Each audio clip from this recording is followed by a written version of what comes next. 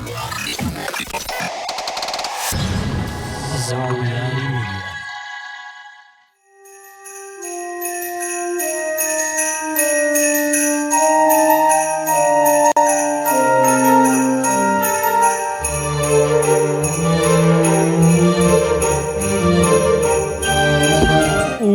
What is up, Bizarrites and Inquirers, and welcome to the 2025 Bizarre Reality Media Christmas Special.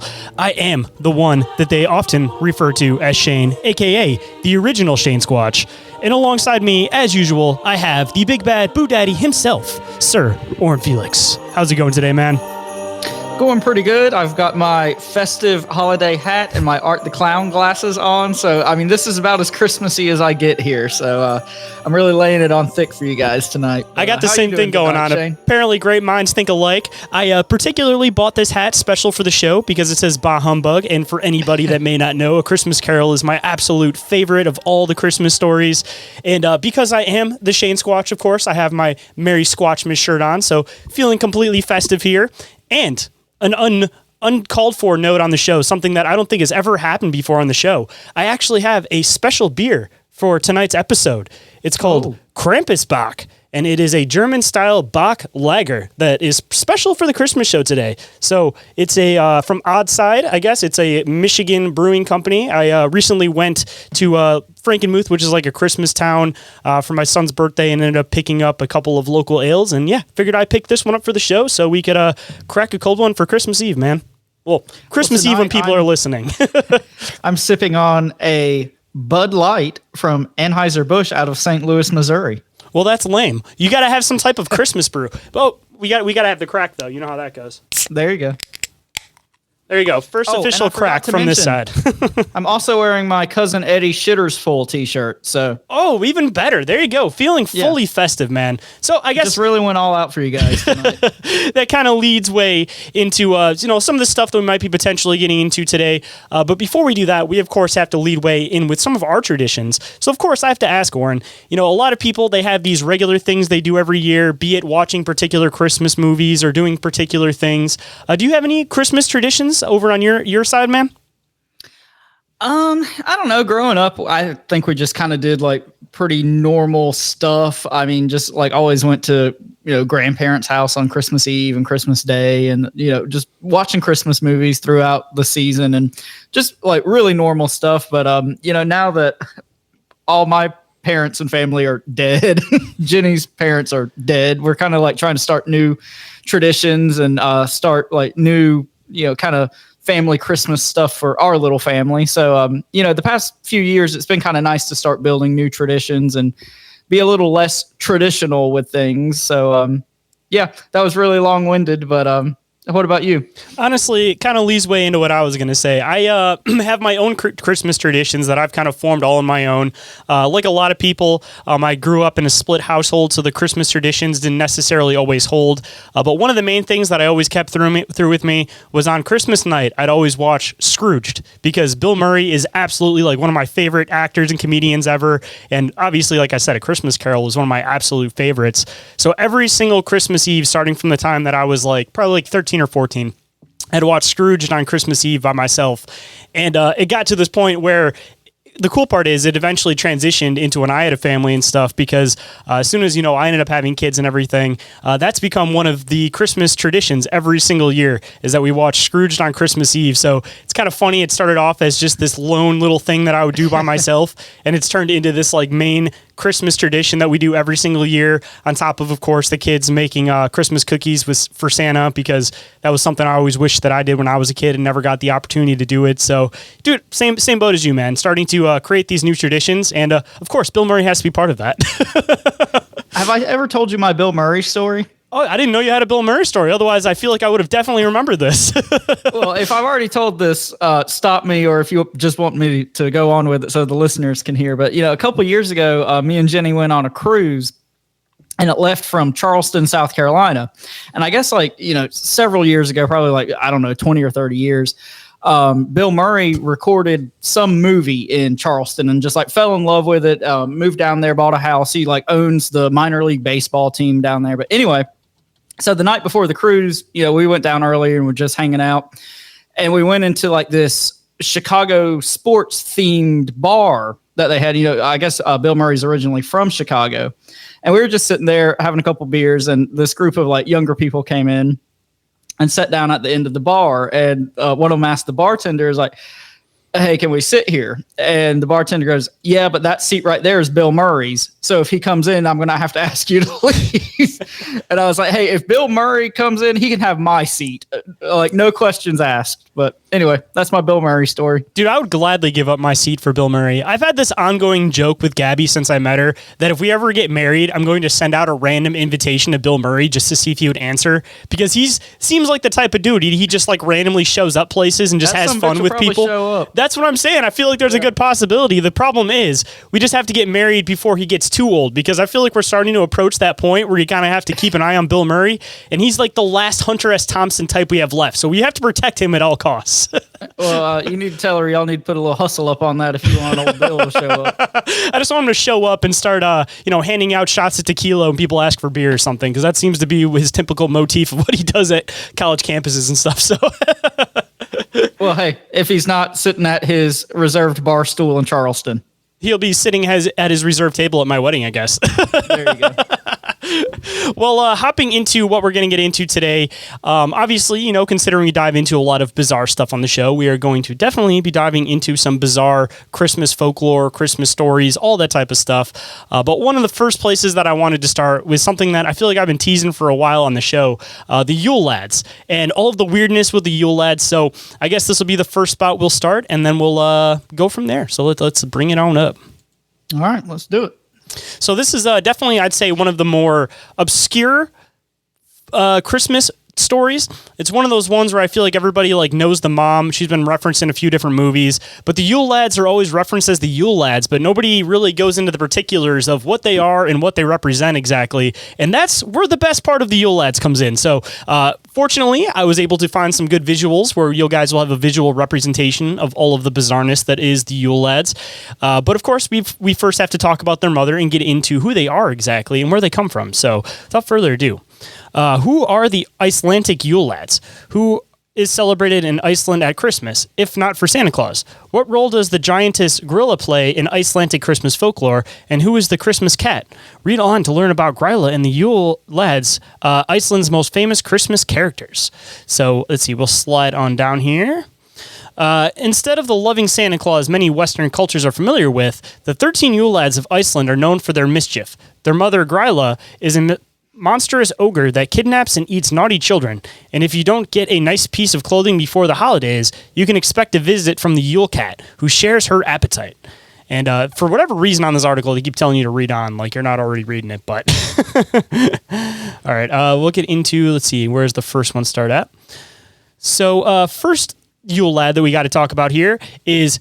Do you want to comically try to take attempts at these names? Because, of course, it'll be translated, but I feel like we should go back and forth taking really, really crude attempts at these translations of these names. I try really hard not to say words I don't know how to pronounce, so that's all on you. If you want to struggle through those, you can, and I'll read the English translation. How about that? All right, this sounds fun. We got to at least set it up that way. All right, so Stekkjastur. Stekkjastur. I'm going to go with that. Stekkjastur. Which means the sheep coat clod.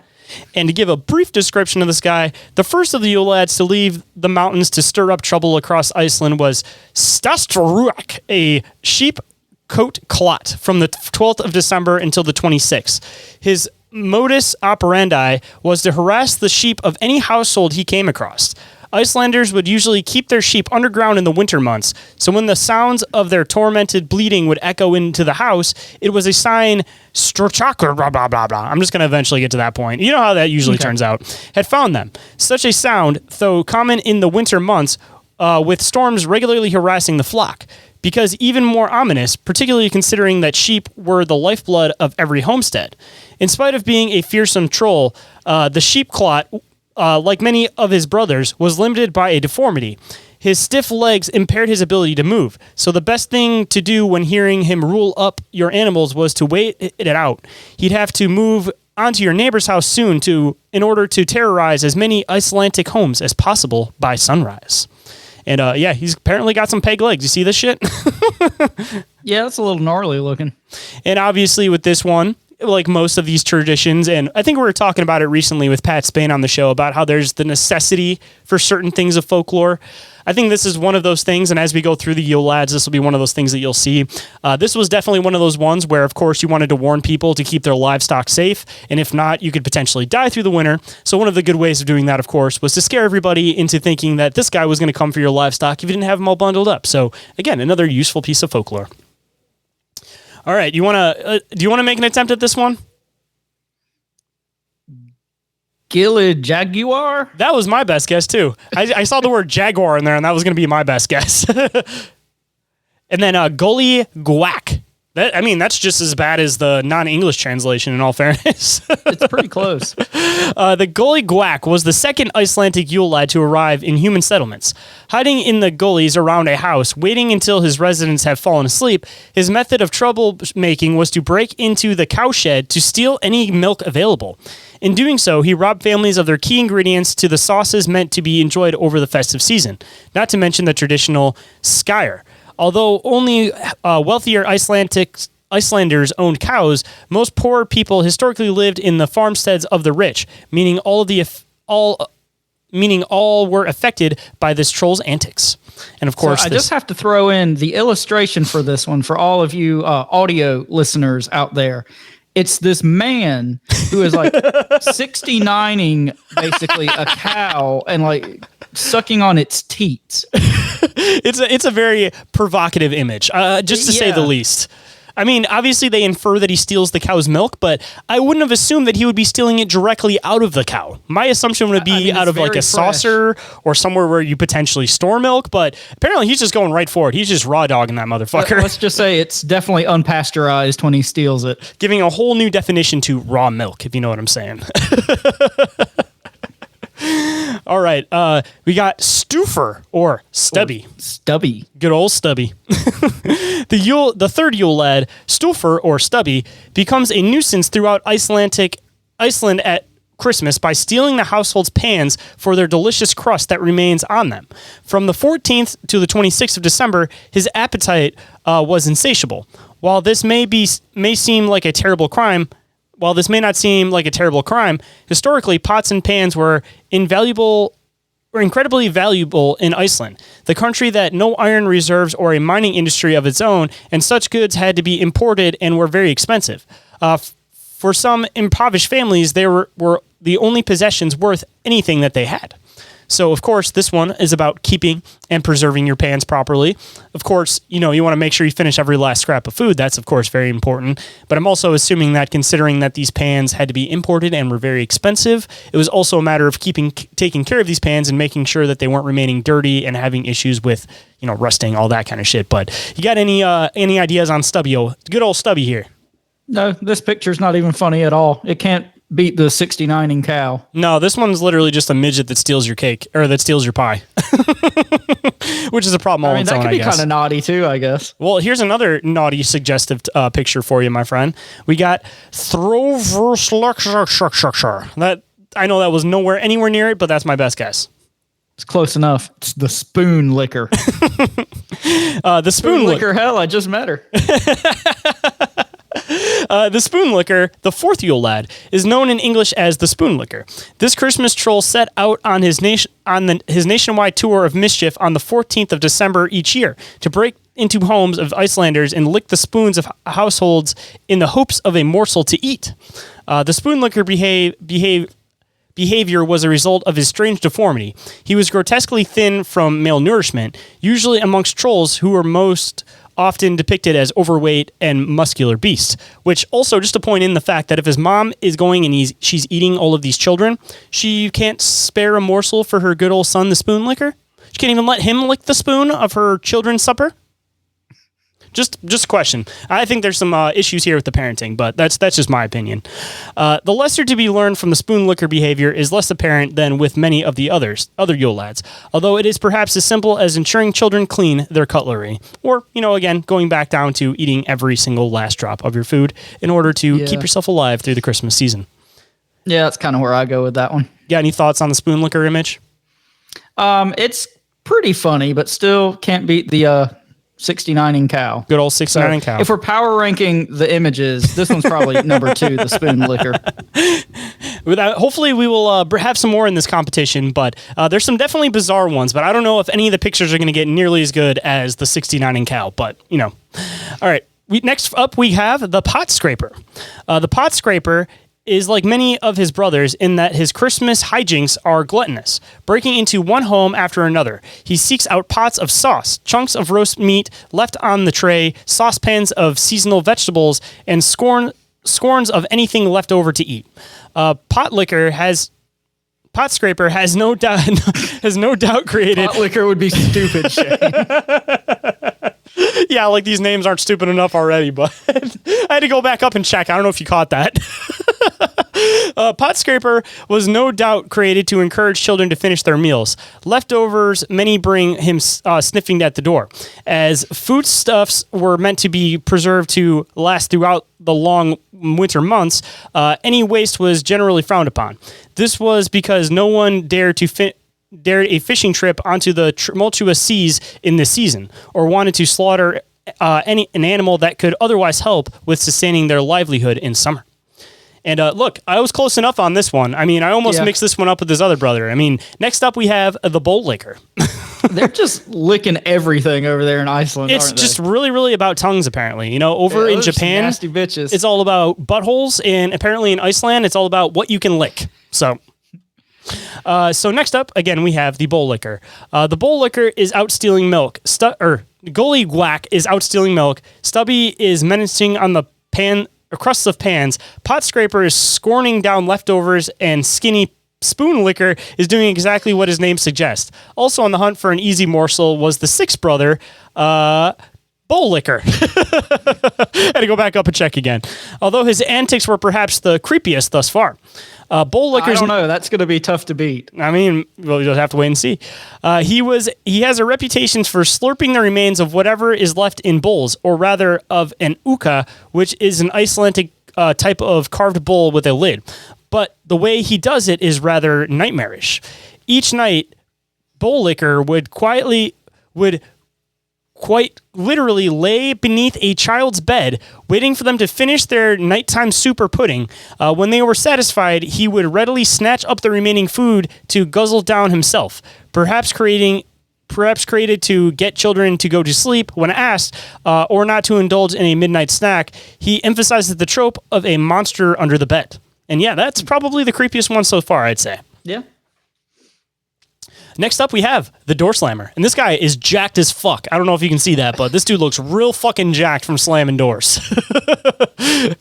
Let's see. Door slammer has a modus operandi he learned from another of the older horror tropes. In English, his name, the door slammer, and this Yule lad embarks on his 13th day journey over the festive season. It is all he intends to do. Until the end of the month, he would sneak from home to home, reaching the furthest ends of the Westjorfs to the bursting center of, I'm not even going to attempt that, to break in and bang as many doors as he could in order to wake the sleeping inside. It is doubtless that with the high winds of Iceland's winter and the makeshift design of the turf houses in Iceland, many of the children was kept wide. I'm not even going to attempt this one. Anyways, he would just basically come in and slam your door shut if you didn't fucking close your door. And he got real fucking jacked from doing it, just to point that out. Yeah, so like you said, I mean, all of these are basically like cautionary tales, it seems like to me, like, you know, don't let food go to waste. Take care of your possessions, take care of your animals, close the door, make sure the heat doesn't, escape in the winter. So I think it's kind of funny, like a lot of like Native American stories we talk about, this is in a very similar vein. And honestly, I think all has to do with the land, because it seemed like in America, you had to be somewhat nomadic, and it was really, really hard to plant things properly, which was obviously the struggle with a lot of the colonists when they started coming over here, is that they couldn't figure out what could actually grow together. Iceland, totally different antic, but kind of the same thing in a way. You know, extremely hard to sustain yourself through the winter. So you have to create these tales in order to get everybody on the same page of this stuff. Because of course, if you say, oh yeah, if you don't eat all your food, you know, we're not going to have enough for the winter, that doesn't scare kids enough. You have to tell them, if you don't eat all of your food, some creepy little troll is going to hide under your bed and he's going to lick every single last aspect of your fucking crumbs. So you better eat every single aspect of your food. Or the pot liquor will get you? Yeah, or the fucking pot liquor will get you. So I'm assuming this one, going back into another one that has to do with stealing food, the Skyrel Gobbler, which, however you pronounce that word, it is the Icelandic bowl that it was referenced a couple back. But the meals leading to Christmas are without a doubt some of the best of the year. One can indulge in perfectly cooked poultry, nut roast, mince pies, gingerbread men, cinnamon rolls, and the manner of other treats. This season in Iceland, however, one dish deserves an extra special mention: the delicious and creamy skyr. This healthy, tasty traditional dairy product can fairly be described as one of Iceland's most true delicacies, especially when compared to the dishes such as hakri, which is fermented shark, and Rumsenburg, which is ram's testicles. I mean, to each your own, I guess. While a delight the year round, skyra is a particular treat over Christmas, served as a refreshment from the number of huge roast meats that usually accompany the holidays. In traditions of Icelandic Christmas folklore, however, people were not only one's craving skyro at the time of year, it is also the favorite meal of the 8th Icelandic Yule lad, skyro or skyro gobbler. From the 18th until the 30th, the national delight, a complement to both sweet and savory dishes, was under careful watch should it fall into the hands of the nefarious troll. So basically, eat all of your special Christmas treat, otherwise this guy will come and snatch it from you. And this one may be potentially your favorite. Man, this one's good. This one is almost as good as the 69ing cow, especially when you see this horrifying face. But I'm not even going to attempt this name because there's just way too many J's. There's one J, but it looks like should be a lot of J's in there. But this guy is the sausage snatcher. Smoked meat is one of the favorite smoking meat is one of the favorite cooking methods in Iceland. Smoking fish and lamb are popular throughout the year, as well as smoking sausages known in Iceland as bjugga. Best attempt, maybe? Baharuka. I don't know. I feel like the J's pronounce as H's, but whatever. From the night of the 20th, however, vigilance was required when preparing the buja. It was only piece of food that the 9th Yule lad, the sausage snatcher, wanted to get his grubby hands on. The sausage snatcher had a perfect way of stealing this Icelandic delicacy. It was said that he would break into homes, hide in the rafters, waiting for dinner to be cooked before swooping from above to snatch them. So hide your sausage, hide your wives, hide everything. The good old sausage snatcher is hiding in your roof, and he is going to steal your sausage. He's like the Spring Hill Jack of sausage snatching. This is a good one. I like that. That's probably my favorite one so far.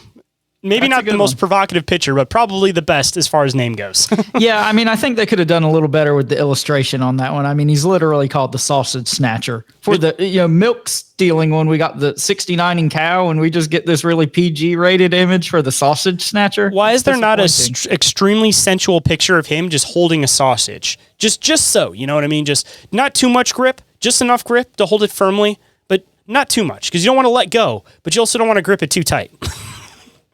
Oh, hey, to each their own. Yeah. And this one also very provocative. We have the window peeper. And he looks like he's trying to snatch something up too with his little pinchy fingers. Yeah. The 10th Yule lad is to descend from over the festive season was perhaps the creepiest of all, the window peeper. Considered the darkest of Icelandic's winters I'm just fucking up on reading today, man. I'm sorry. Considering the darkness of Iceland's winters, whether there are only 4 hours of sunlight a day around Christmas, it takes a little imagination to picture the fear children must have felt passing the window of their homes on Christmas nights, terrified that this fearsome troll was looking in upon them. Like several of the other characters mentioned above, it seems like the window peeper's chilling behavior was designed as a way to scare children from going outside in the dark winters. Apparently, winters is plural. It is also considered that the children eat. It is also a reminder that the children eating Gryla had eyes across the country looking out for mischievance. This is a good one. The doorway sniffer. The doorway sniffer may have come into folklore due to the whistling. I just need a restart, man. I am fucking up this readings today. Ugh. All right. Doorway sniffer may have come into folklore due to the whistling breaths of the wind creeping through Iceland's drafty turf houses. Similar to window peeper and door slammer, the idea of him creeping into a home to cause mayhem haunted the nightmares of Iceland's children. This was exacerbated by the fact that, gotta go back up, doorway sniffer was renowned for his enormous nose, massive even for his kind. The reason for his sniffing was also nefarious. He was forever seeking out his favorite meal, the Icelandic delicacy of leaf bread? I don't know what the fuck that is, but okay.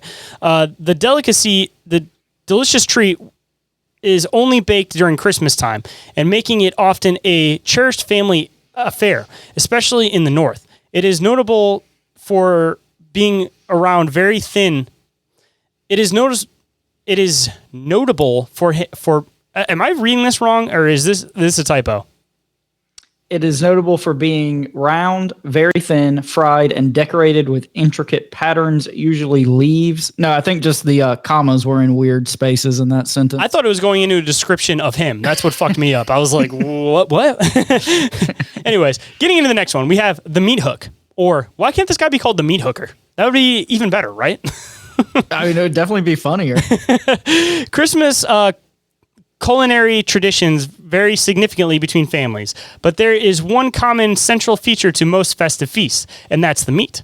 In Icelandic folklore, however, this was the largest target of thievery from the 12th and Go ahead, Orin. Penultimate. What is it? Penultimate. That means like the one before the last one. There you go. Thank you for teaching me also a new word. The word of the day. Yule lad. Meat hook. Meat hook. I was going to call him meat hooker anyways, but... no, we should just make the executive decision. He's meat hooker from here on out. If it brings up his name again, he will officially be known as the meat hooker. Lurking wherever he had access to a kitchen, behind doors, under tables, in cut boards, outside open windows, he would lay in wait for the meat of any dish to be slapped onto the counter. That's kind of provocative how they worded that. I love that. It seems like him and the sausage snatcher should probably team up. Yeah. As soon as he could avoid capture, he'd pull out his long hook and snatch himself the centerpiece of the family meal. Unlike his brother, the meat sausage snatcher, who would smoked sausage,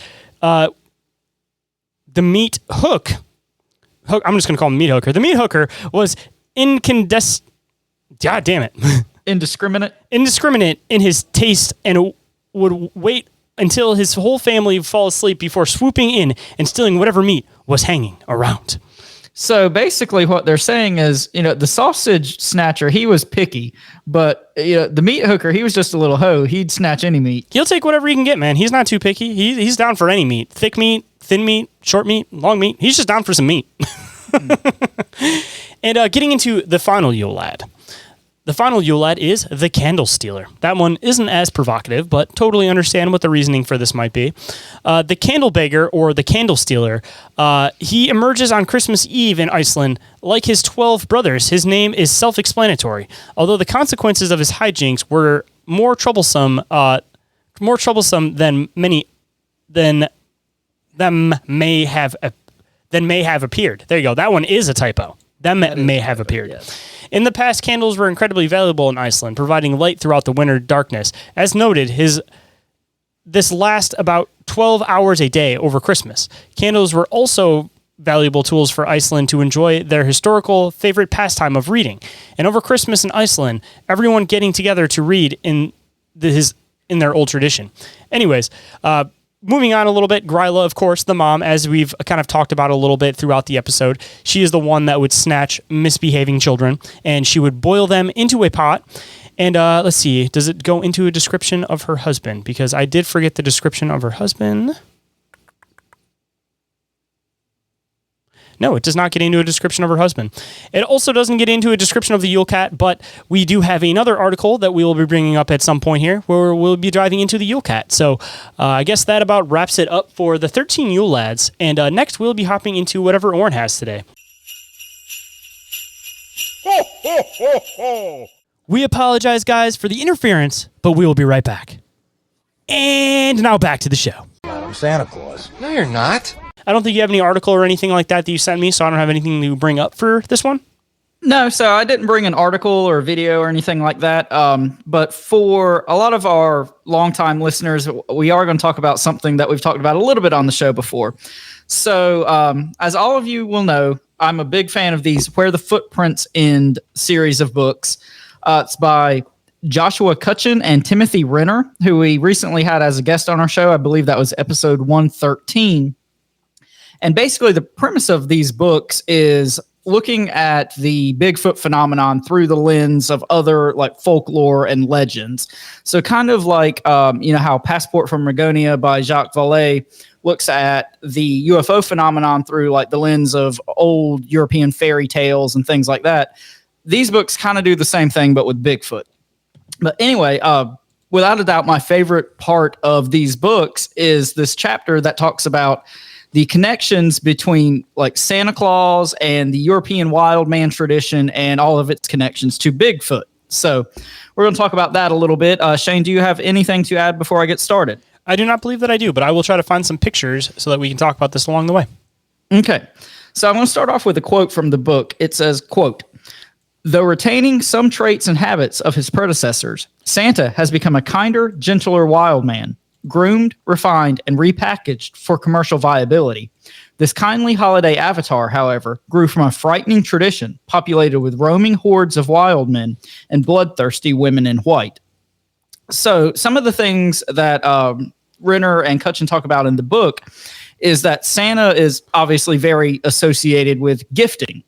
And as a lot of you guys know, gifting is a big thing in the Bigfoot community.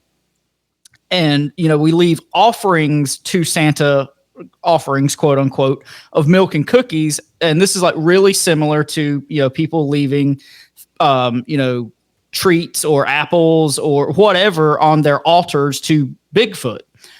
Also, Santa, is often seen in the company of elves, which are kind of like fae folk, which I think is kind of interesting. And Santa is known for landing his sleigh on rooftops and making noise. And in a lot of Bigfoot encounters, they're said to, quote, climb upon roofs where they make considerable noise.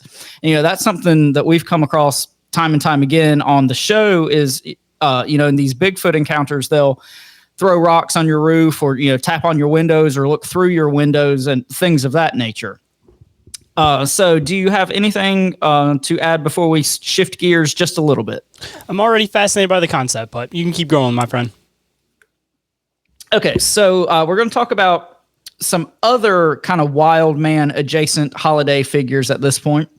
And I'm going to start with another quote. This one says, "In the not too distant past, the wintertime holidays were recognized as a time of darkness, a time when the fae folk and other things prowled the cold, wintry nights." So, everybody knows about Krampus. I feel like every show's kind of talked about it at that point. At this point, there's no reason for us to really go over Krampus. But there's this other entity known as the Belsnickel, which is fun to say. And this thing comes from Pennsylvania Dutch folklore, and he's, quote, "a wild man sharing many qualities and behaviors with Bigfoot. Also, quote, a mischievous hobgoblin that makes his presence known by cunning tricks of fairyism," which kind of sounds like a trickster type entity to me. So he's also said to be a rascal who used to play rat-a-tat-tat on the kitchen door and a fiend who ran around houses making queer noises and tapping on the windows, and who was infamous for having always rattled the windows and doors. So again, this kind of gets back to not only Bigfoot, throwing rocks and showing up on people's roofs and knocking on their windows and doors and things like that. But, this is something we've talked about with a lot of other paranormal cases as well. It brings to mind the Hopkinsville Goblins case to me, where they were looking through windows and kind of knocking on doors and terrorizing this family. There is another entity known as, I believe it would be pronounced Perchta, Perchta, and this is a white-clad hag figure, and she's associated with a group of wildmen called the Perched, I believe it would be pronounced Percht, and she's also associated with, quote, souls of dead children who appear as lights. So this is kind of like orbs or will of the wisps, or, you know, kind of ghost light type situations. She's also associated with gifting and has, quote, a giant bird's foot. And I don't know if you remember me talking about the Baba Yaga, which is kind of like Eastern European crone or hag type figure that is known for also stealing children and is known for living in a house that sits on birds' legs. So a lot of kind of folklore connections to other things we've talked about with this one. She could also be appeased by leaving offerings of food on Christmas Eve, and the offerings were sometimes left on the roof. So there's that roof motif again.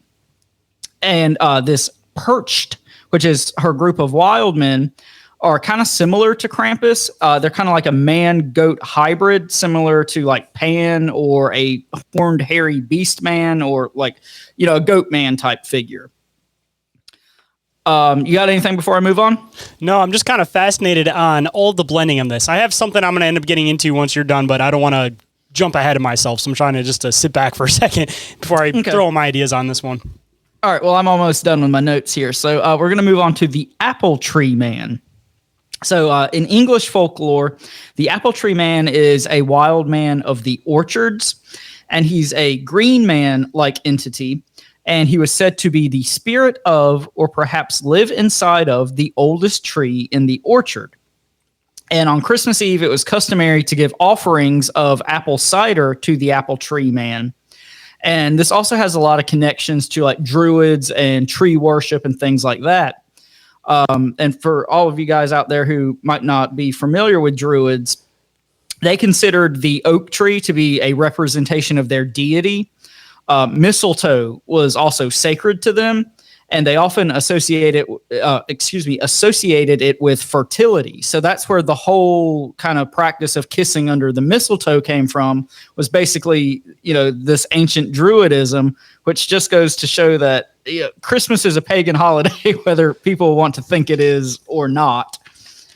So the last thing I'll leave you with is a quote. It says, "Bigfoot and Belsnickel, and yes, even Santa, are wild men in the archetypal sense. Granted, some are wilder than others, but all exhibit behaviors and characteristics of folkloric wild men, covered in hair or furs, rapping on windows and doors, howling in the night, climbing on roofs, even engaging in gifting exchanges." So, yeah, I thought all this was really interesting. I think it's cool to see how modern folklore kind of gets twisted. And, you know, we always talk about the game of telephone, and something as normal and accepted as Santa Claus has, you know, these kind of really weird pagan roots. And something I also thought I would mention, Paul Stobbs, who is the Nephilim look like clowns guy. I know you've had him on Inquiries before. Still trying to get him on this end, but I haven't been able to get a hold of him. Yeah, so in his book, he talks about how, you know, the wild man tradition of Europe grew out of tales of the Nephilim, and he puts like a pretty strong case forward for why this is the case. So, you know, I think it's kind of interesting to think, you know, Santa Claus could be a way down the line representation of the Nephilim. And just kind of closing out the other things I kind of thought of when going through this was, you know, your idea of the others, or, you know, elementals, fairies, ultra-terrestrials, whatever that other thing is that kind of interacts with human beings and humanity. It seems like it has a deep connection to like this wild man, green man, Pan type figure. And that also gets back to like the man-goat hybrids and Baphomet, which we've talked about on the show pretty regularly at this point. But Baphomet was this kind of pagan god, deity, whatever you want to call it, that the Knights Templar, which is the group that eventually, quote unquote, became the Freemasons or said to worship. And if you're familiar with the Devil Tarot card in the traditional Rider-Waite tarot deck, the figure on the Devil card is the Baphomet. So, just a lot to unpack here from Wildman, Nephilim, Bigfoot, and how all this might be connected. And, we're basically, quote unquote, worshiping all this stuff now under the guise of Santa Claus. So I thought that was really super interesting. Dude, Christmas is literally the most blended holiday in the entire world. Like, you can't even figure out where any of the origins came from. But also, it's kind of one of those things where it's like a group thought type of thing, because it seems like all of these things kind of popped up in these different regions all at the same time. And I mean, just to get into the whole Christian aspect of Christmas, I mean, obviously everybody that's like a Christian even kind of acknowledges the fact that, Jesus would have been born during summer, and that Christmas isn't necessarily the day that you're celebrating you're just acknowledging his birthday rather than celebrating it on the day. And I'm assuming the reason for this was, when everything was kind of shifting over, when everybody was converting into Christianity, they had this massive pagan ritual holiday. So you have to replace it with something. So rather than telling people that they can't celebrate this day anymore, I feel like they kind of just shifted it over like, all right, this isn't his birthday, but we're going to celebrate his birthday on this day so that everybody can still have some type of like a festival or something. But I don't know, like I said, Christmas is so blended that it's impossible to find the origins of anything. Like the typical motif of, the little fae-like beings following around seems to be this common motif that's almost everywhere. Like getting into like the Scandinavian Christmas thing, and I'm going to try to paraphrase this quickly because I think I talked about it maybe last year on the Christmas special or before that, or on some Christmas special at some point. But the whole like connection with Amanita muscaria and Christmas, which is the red mushroom with the white dots on it, basically comes down to in Scandinavia, there would be this tradition where around Christmas time, the shaman, which would be this guy wearing, that would show up in a sleigh. He'd have the reindeer, everything like that. He'd have like the big furry coat on, all that stuff, which in a weird way, a shaman is a wild man all on its own. Yeah, so just absolutely. Going into that anyways, but he would show up and he would have the Amanita muscaria, and he'd have it prepared so that people would be able to ingest it, to be able to, have this experience through Christmas time. And where the association from Santa Claus came from would have been the shaman and the way that he looked. Where the association with reindeer would have came from was that Amanita muscaria is actually a neurotoxin, and the only way that people can ingest it is if it's actually consumed by a reindeer first, and you actually ingest their urine. So that's the connection with the reindeer. And then getting into, the connection with ornaments, pine trees. Typically, the Amanita muscaria was found underneath pine trees. So that's that connection with that. The ways to dry it would be that you would cut it and put it up in the tree until it was able to dry. So that's where part of the tradition for ornaments comes from. The other way that you would dry them out is you'd put them in socks and you'd put them above your fireplace to let them dry, which obviously gets into the whole idea about stockings and everything.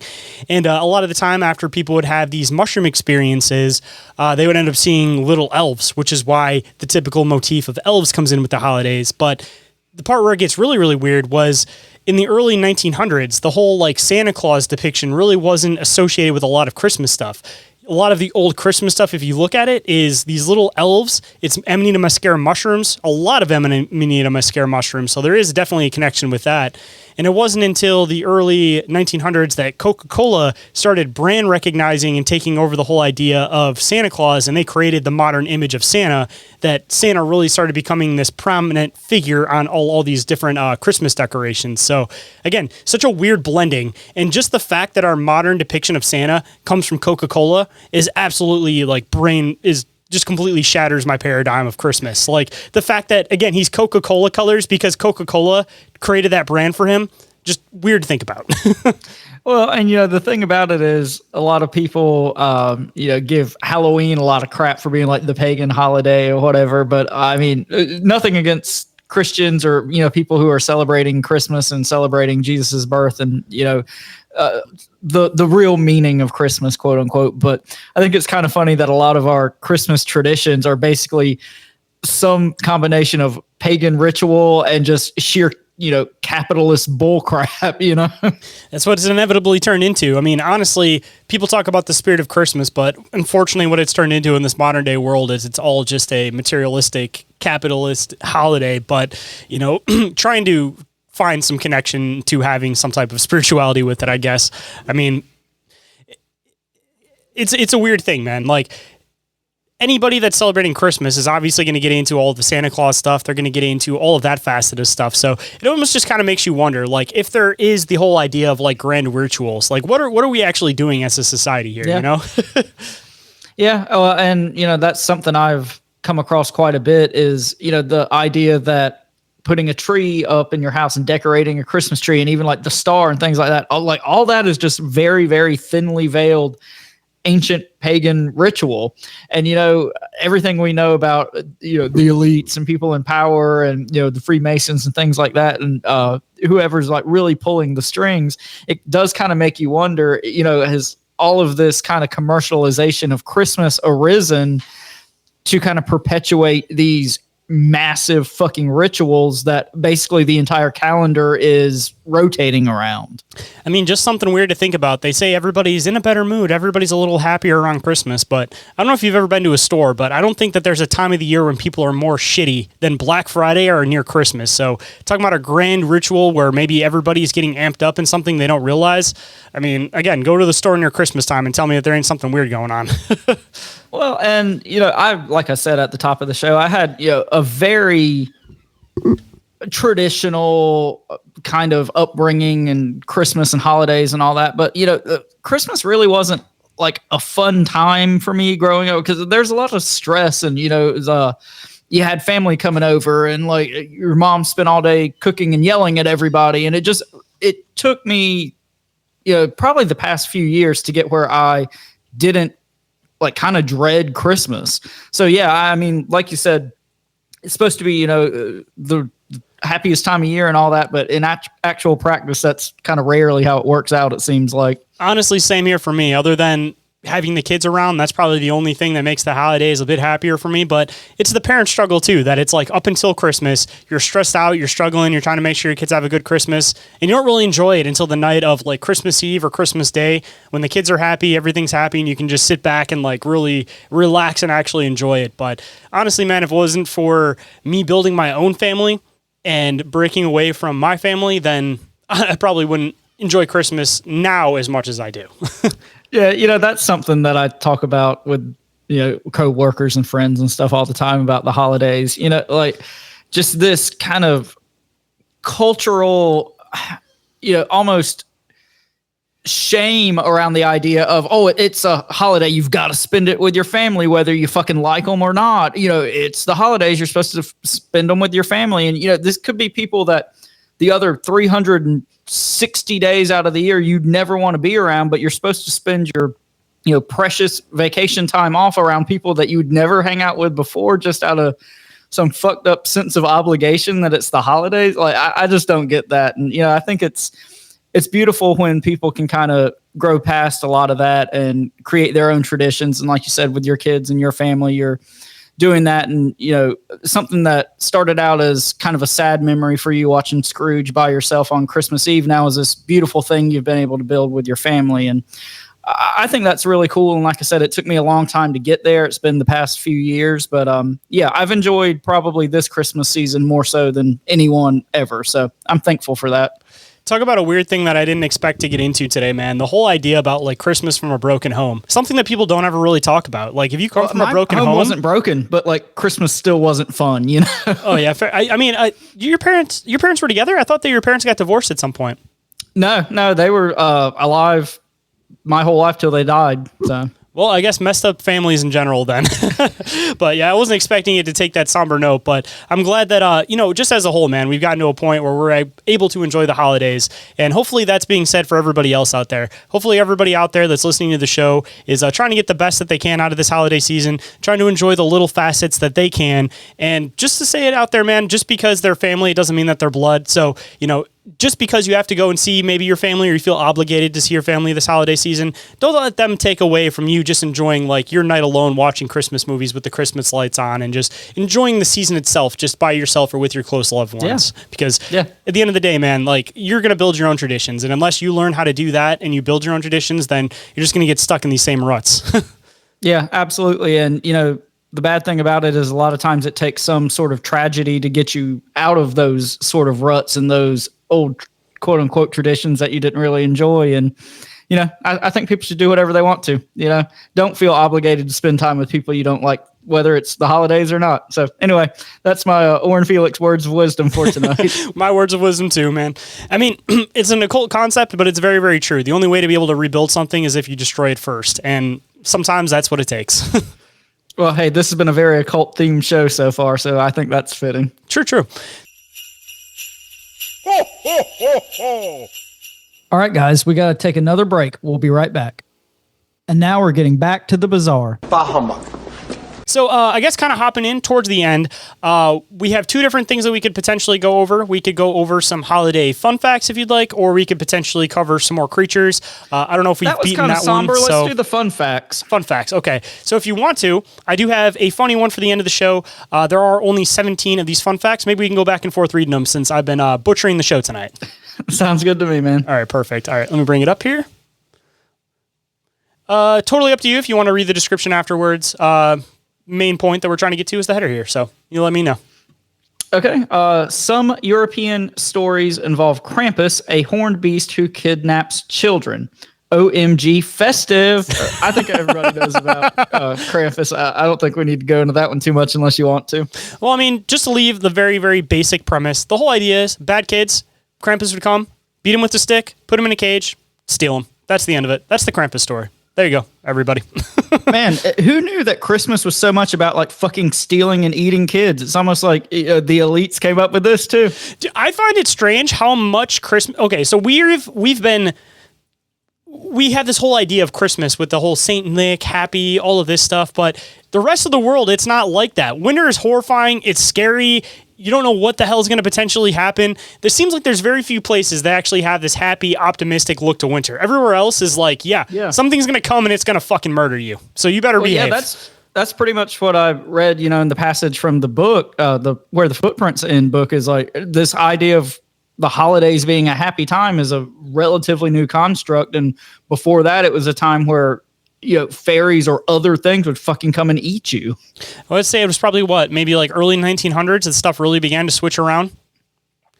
I mean, I would think with like industrialization and when things became less rural and people weren't living out in the wilderness and they had electricity, it probably started to turn then, I mean, so apparently by the time it hit the 1940s, it was there was strong enough Christmas spirit that I don't know if you remember that whole story, but during the trenches during World War II, they actually stopped on Christmas Day to actually celebrate with each other. And then as soon as the day was over, they went back to fighting again.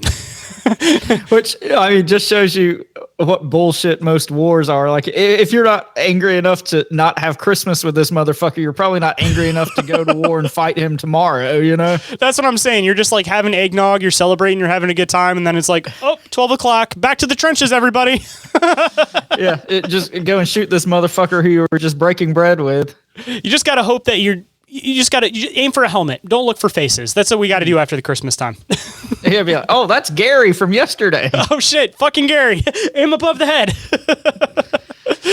All right. Number 2. Carolers used to break into landlords' homes and demand their best food and wine. I think we should re-implement this in light of how damn expensive rent is now. Dude, when you actually listen to some of the words of some of the old Christmas carols, it definitely makes sense. Like, they're demanding shit. Like, there's one of them, what does it say? Bring me out your figgy pudding. And it basically says, do it now, otherwise there's going to be a problem. So, one of those weird you things. You just got to have that figgy pudding, man. It's just underlined, but nobody really realized it. That's just a weird thing to think about, man. Can you imagine being back in the day? And that brings a whole different idea to oh shit, the carolers are back. Well, and that kind of gets back to things we've talked about on the show as well, where these festivals in ancient times where, kind of the slaves and the lower class for, this one specific time of year could kind of flip the roles and the higher ups and the elites would kind of serve them and whatnot. It was a way to like blow off steam and make sure that the workers and the slaves and the lower classes kind of stayed in control, quote unquote. And this is kind of right there along with it. If the poor tenants, once a year get to carol and beg for food and wine, and then, the other 12 and a half months out of the year, they go back to just being happy to have a place to live. It's just kind of a weird connection. I mean, that's one of those things too that it's almost like a trick or treating in a way. It kind of reminds me of like the same concept, and the idea is basically like, all right, we can have all this stuff prepared on this night. They can come, they could feel like they're doing something, like they're actually begging, but we can turn it into this fun, festive thing and be like, oh no, don't take my wine, and then we can just give them a couple bottles of the cheap stuff, and then they can go along their merry way. Yeah, keep all the good figgy pudding for yourself. Exactly. All right. There you go. You want me to read this one? Yep, and then you're going to have to read a little bit because we need a little bit more on this one, but go ahead. Okay. Number 3. It was once illegal to celebrate Christmas. So in 1659, the Massachusetts Bay Colony literally banned Christmas with the penalty for keeping Christmas. The reason was that, quote, festivals, as were superstitiously kept in other countries, were a great dishonor of God and offense of others. If you were found not working on the day, or God forbid, feasting, you would have had to pay for every such offense 5 shillings. That's about $48 today. I mean, at that point, I'm just going to celebrate Christmas. Do what? I said at that point, I'm just going to celebrate Christmas. $48, I think, is worth it.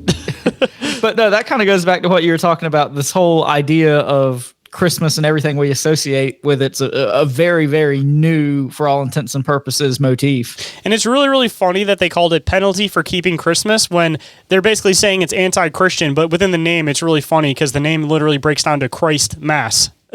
So, like, just that name, they should have picked, like, keeping Yule season or something like that. You know what I mean? Like, the word Christmas kind of pulls away from what they're trying to do here. We know those like Puritans are kind of crazy and had some not so great ideas, but I do think it's kind of funny that basically they acknowledged that the institution of Christmas kind of goes against God, you know? Which is definitely true. I mean, just saying. Yeah. Number 4. The idea for tinsel could come from spider webs. An early European story went that a widowed mother was too poor to pay for Christmas decorations. So some kind spiders spun beautiful webs over their tree, which shone silver and gold in the morning light. Some say the story inspired the invention of tinsel, and some Ukrainian and German homes will decorate their tree with a jeweled spider thanks to the tale. And honestly, I've seen that before. I've seen the jeweled spider before on people's Christmas trees, and I've never known where that came from. So kind of interesting. Learn something new every day. Something I'm really familiar with, but down here we don't have probably as much of like a Ukrainian or German population as they do like in the Midwest. So I think that probably makes sense why I'm not really familiar with that one. Yeah, after the whole, the thing that happened a couple of years ago, at least my area, we got like a really big influx of Ukrainian people. So yeah, that might actually be what it is exactly. But yeah, going on to the next one. Sorry, you got to love these ads on articles. They like to throw you around. All right, number 5, mince pies or tarts of flesh, as they were called in 1390, used to contain real meat. Puritans also attempted to ban them altogether. Man, those Puritans would ban something in a fucking heartbeat, wouldn't they? That seems a little weird. Fucking ban it. People are all about canceling things on the internet and all that now. Like the Puritans, those are the originators of cancel culture. That's truth. Did you want to get into the description on this one? Yeah, I'll read this one real quick. So, in fact, according to a 1390 cookbook, they were made with pork, hard-boiled eggs, and cheese, spices, saffron, and sugar. Then, in 1615, the recipe became an entire leg of mutton and 3 pounds of suet. Go in along with salt, cloves, mace, currants, raisins, prunes, dates, and orange peel. Some say that under... I can't see that. Can you make it a little bigger? Puritan Cromwell. The pies were banned in England for being too frivolous and luxurious. Cromwell is the one who banned dancing and all of that stuff. When the monarchy fell temporarily and the Puritans took over in England, fill in a little bit of a historical backstory. There was this whole war back and forth where, people didn't like the way that the monarchy was doing things. So the Puritans took over for a while. Cromwell was the one that ran that. And he got to a point where he just banned every single fucking fun thing in life. So eventually the monarchy took back over because people went and sided with the monarchy because he just banned every single possible thing that he could. So Cromwell, he is the Chancellor in Chief. Yeah, he's definitely the Chancellor in Chief. He got big mayor from Footloose vibes. Ain't that the truth? And maybe he was inspired by that. Maybe so.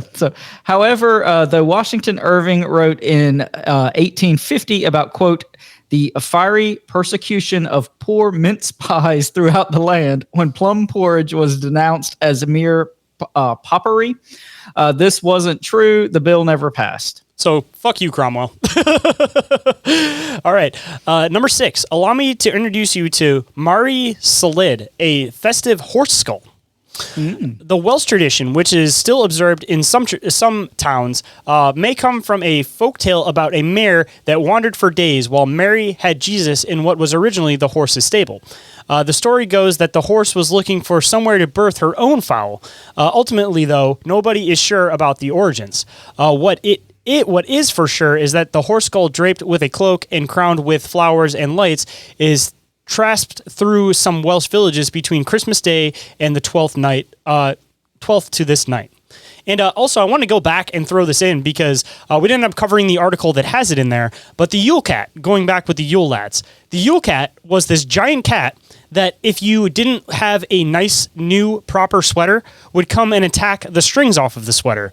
So basically, you didn't want to be caught outside with a gnarled sweater. Otherwise, you would be attacked by the Yule cat. And obviously, the idea behind that is making sure that kids are wearing warm enough clothes so that they aren't going to receive frostbite. But yeah, forgot to throw that one in because it ended up covering it in the other article. But I want to make sure that we at least touched, even if it's out of context, the Yule cat for a second. So again, just a cautionary tale. Again, yep, just a cautionary tale. All right, number 7, The Nutcracker is a beautiful ballet based on a truly terrifying kid's story. Ever heard of The Nutcracker and the Mouse King by German author E.T.A. Hoffmann? Well, it's the tale on which the ballet is based. And its terrifying plot starts when a 7-year-old girl slices her arm open after being shocked by seeing her toy Nutcracker come to life. Her grandfather, or so it seems, tells her a story about a man cursed by a witch to become an ugly nutcracker, to which the child, Marie, says she'd marry him anyway. So she gets taken to the toy kingdom to actually marry the nutcracker. Marie is a specter of a character, a girl who exists only to take care of her imagined prince, a girl who vanishes, disempowered and subjugated to a kingdom ruled by dolls, reads a Salon article on the story. So this kind of has like fairyland, fae folk, abduction type vibes to me. Yeah, actually, weirdly enough, I just listened to the audiobook of this a couple days ago, and it literally starts off basically with her, I don't want to say fall in love with this little toy soldier, but like becoming like obsessed with this little toy soldier. And when she starts imagining him come to life, one of the first images that it talks about is this 7-headed rat or mouse king that it's trying to attack them. And he decides that he's going to like take arms. He, makes all the other toys in the cupboard come to life and they're about to go fight this thing. So yeah, 7-headed mouse king in the very beginning of this book. So I just want to point that out. That's bizarre all on its own. Yeah, kind of like the old Disney stories. Like if you really look into them, they've got like super dark, demented roots.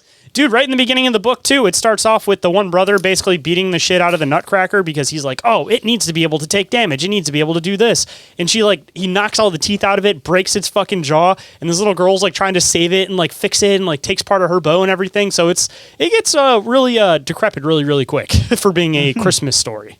But hey, some of the best Christmas stories are the darkest ones, because I'm going to go back to saying A Christmas Carol is hands down probably the best Christmas story ever written. Nutcracker, probably close number 2.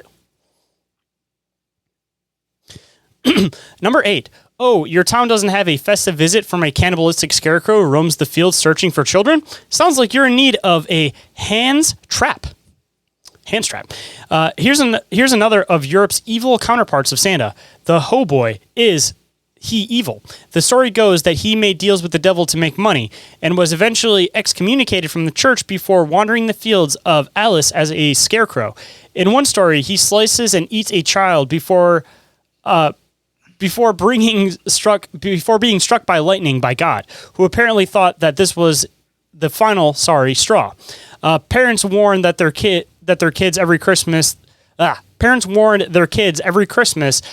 the monster would come, abduct some badly behaved children, and drag them into the forest, never to be seen again.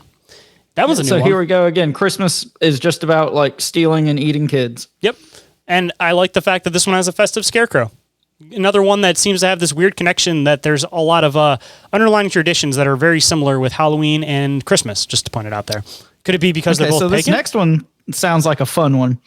Number 9, Santa comes down the chimney for lots of spooky supernatural reasons. Dun, dun, dun. Dun, dun, dun.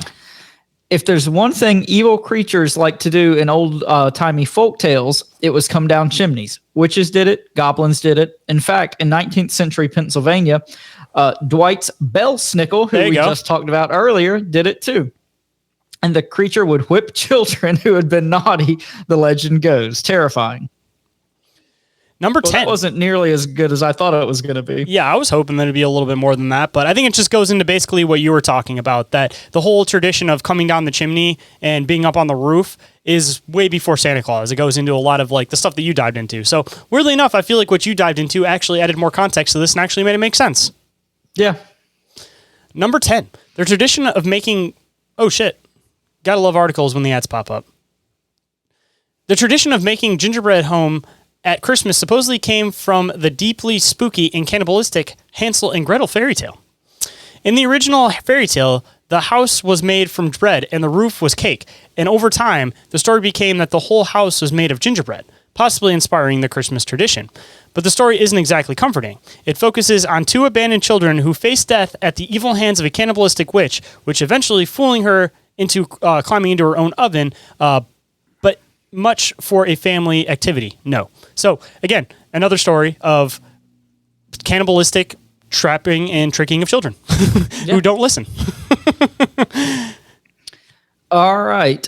Mistletoe was once used to pardon criminals. Back in the day, the priest of York Minster used mistletoe to forgive criminals.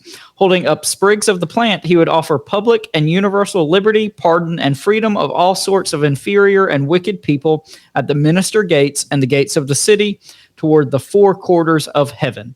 Look, I consider kissing him under those circumstances. Would you not, Warren? I mean, I was just reading the article. Sure. I don't know, what's he wearing? I'm assuming some type of cloak, but the question is, what's underneath that cloak? Is it nothing? Number 12, leaving out milk and cookies for Santa is a tradition that blew up in the hardships of the Great Depression. Per the History Channel, the Norse tradition really took off in the U.S. in the 1930s, when Americans were going through a huge financial depression. But in the time of great economic hardship, many parents tried to teach their children that it is important to give to others and to show gratitude for the gifts they were lucky enough to receive on Christmas. History Channel says, look, I'd want a cookie too if I'd scrape together enough cash to buy my kids presents in a recession. So basically it's saying that the whole tradition of Christmas cookies, all that stuff started popping up around the 1930s, particularly in America, and just intended to teach your kids to, basically appreciate things that were given to them. Obviously, it goes back farther into the whole aspect of offerings, but I'm assuming this is probably where it became more, commercialized and popularized in the U.S. as part of the Christmas tradition. Yeah, well, and I think it even says in the article that this is when it took off in the U.S. So obviously, in Europe, where a lot of these traditions came from, it probably does stem from these offerings to the Belsnickel and all these crazy ass winter goblins and creatures and whatnot. Chicken or the egg sounds like it. You know what I mean?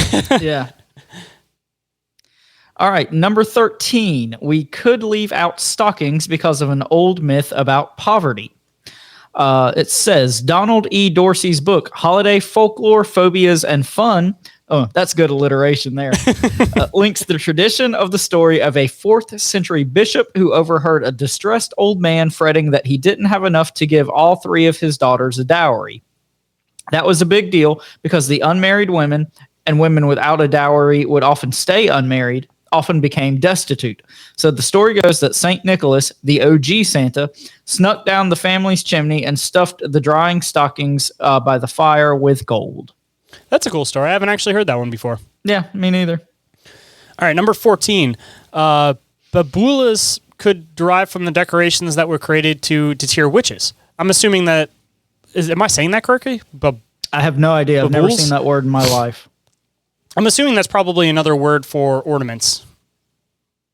Got to get back. Maybe the bulb type ornaments. I wonder if that's what it means. Once known as Yule balls or fairy balls, The sphere ornaments were originally shiny and filled with threads of glass. They came to the U.S. in the 17th century via England, and they were designed to entrap evil spirits, and some say our baubles come from that tradition. That's kind of interesting. I've never heard that one before either. Which is also really, really weird if you think about it, because the bulbs are shiny and you look in them and it's almost like a mirror, like something's like trapped in it. I don't know if when you were a kid you'd ever just like sit there and stare at like your reflection in a bulb, but you'd like imagine that somebody's like trapped in there. So that's kind of a weird thing to think about, that you kind of subconsciously like knew that without really knowing it. Yeah, that's a fun one. I was not familiar with any of that. We're trying to give you guys a bunch of awesome fun facts so that when you guys go and see your family this holiday season, you guys will have some new conversation starters. And I feel like that might be a perfect one for you guys. Yeah, you don't have to talk about politics or religion and get in fights this Christmas. You can just talk about all these fun facts that you learn from bizarre encounters. Unless you're in a Christian household, then maybe don't bring up a lot of the pagan folklore stuff, because that might not go over well. But overall, you should, because I feel like it would make some good conversation away from politics and religion. But anyways. All right. Number 15, the good King Wenceslas, I guess is how it would be pronounced, from A Christmas Carol about helping someone in a snowstorm, was based on a real person who died horribly. Despite the wholesome message of the song, Wenceslas I, Duke of Bohemia, born in 907 AD, had a pretty gruesome death. On the 28th of September of the year 935, his brother, tired of sharing the country with his sibling, plotted his demise. He, along with noblemen, stabbed and lanced him in the church as he was praying, ultimately dismembering him in front of the holy building. Well, that was a dark Christmas story. Yeah. Number 17. Toasting drinks came from the frankly gross sounding tradition. Would you drink your toast bread in a shared bowl of wine and eat it? No. Well, you wouldn't have it fit in the 14th. Well, you wouldn't have fit in the 14th century Christmas party, as that's exactly what carolers looked to do back in the day.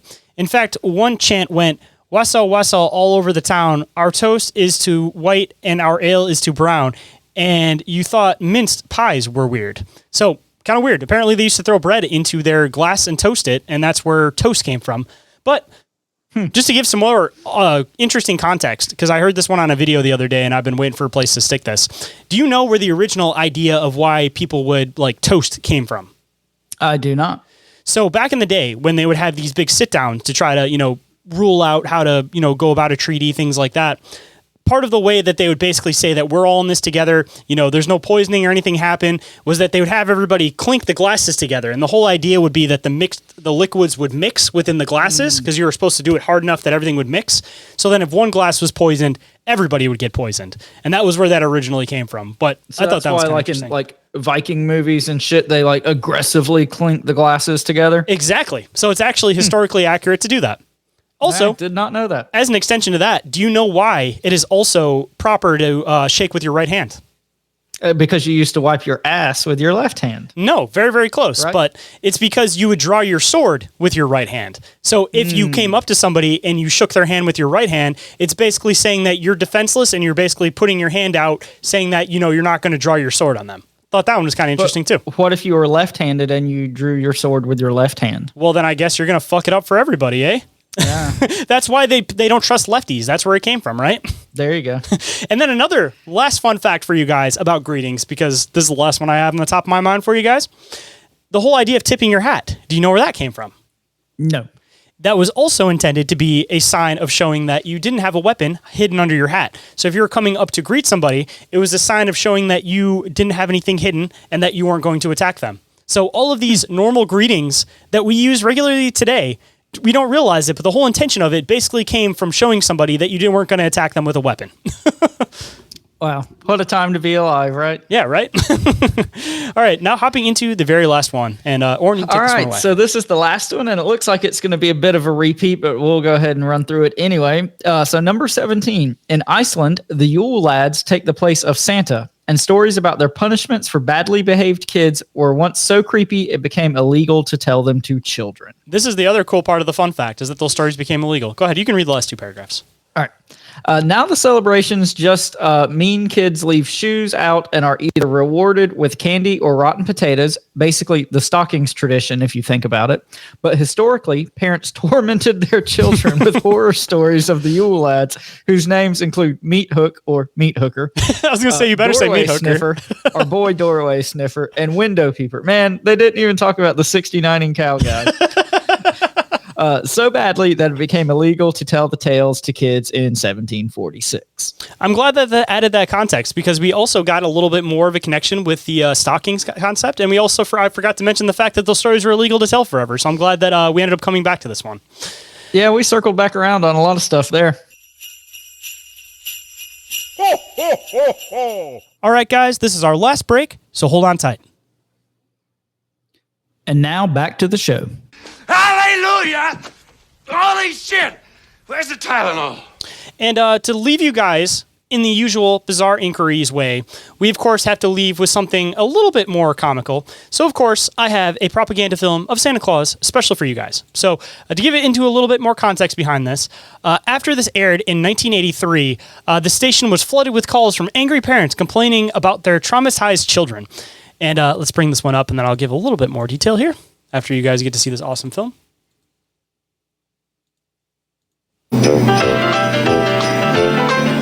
Everywhere in the world, even on San Francisco's very own Green Street, the Soviets are dreaming of a red Christmas.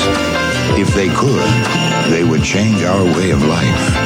To them, nothing is sacred.